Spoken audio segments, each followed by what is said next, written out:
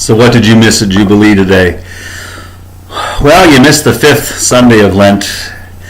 And we spent some time today in confession, recognizing that confession isn't so much a list of everything that's wrong with us and everything that of which we should be ashamed, but it's an admission that we can't do this alone.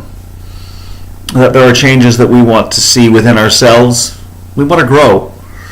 There are changes that we want to see in the world. We want it to be just and loving. We want it to heal from its hurts, and we can't do it alone.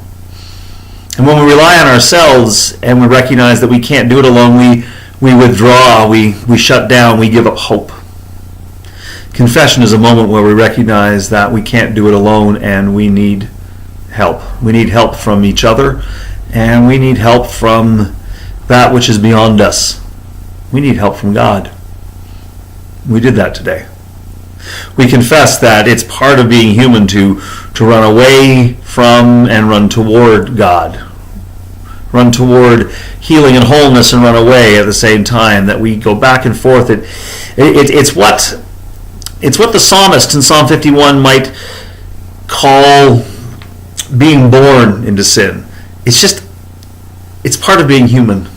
We run away, we run toward. We know what's right, we struggle. We know what's wrong, we sometimes do.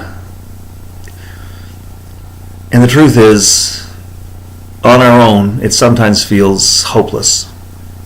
So we spent time in confession today, acknowledging that even as we run away, we would like to run toward.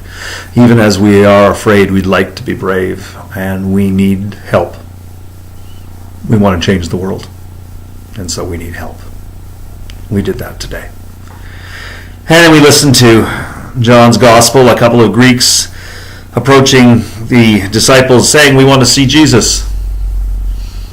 And we listened to the prophet Jeremiah making a new covenant, promising a new covenant, promising that there would come a time when God's word is written on our hearts. And so we recognize that if we want to see Jesus, if we want to see God, yes, we have to look around the world. We have to open our eyes and open our hearts to recognize God beyond the front page of the newspaper, because the front page just doesn't seem to have it.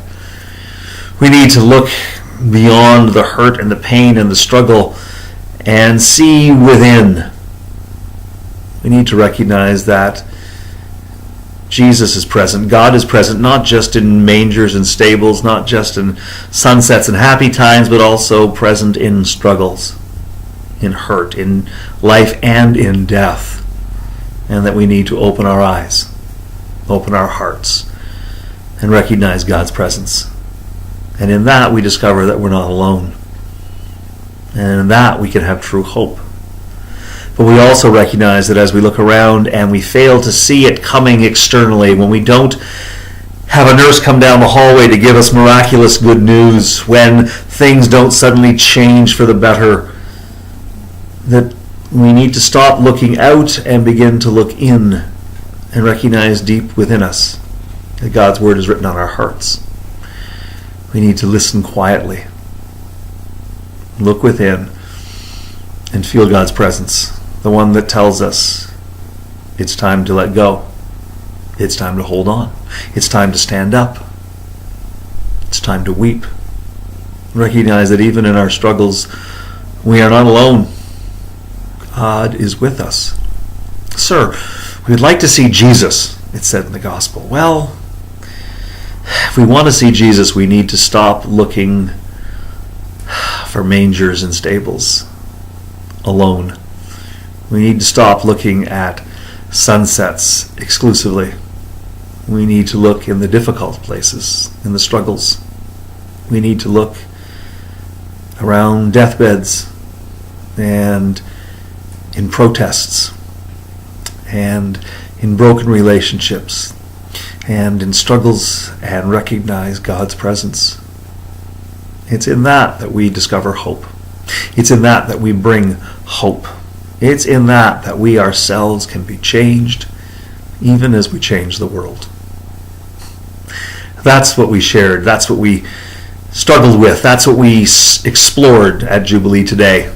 And it would be great if you'd been with us, but you can explore. You can wonder as well. And hopefully you'll be with us soon and you can share what you've discovered, what you've wondered about. Because we miss you, and it would be great to see you.